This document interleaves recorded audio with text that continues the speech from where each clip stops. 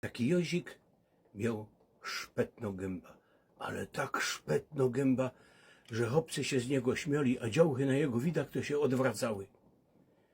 On już tego nie umiał wstrzymać. No i postanowił iść na operację plastyczną. Faktycznie poszedł, pocierpiał trochę, ale potem jak zajrzał, jaki jest piękny.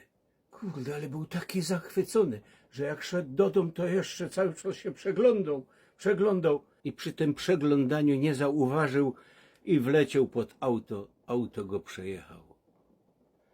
No i teraz jest w tym niebie, no i z pretensjami do Pana Boga.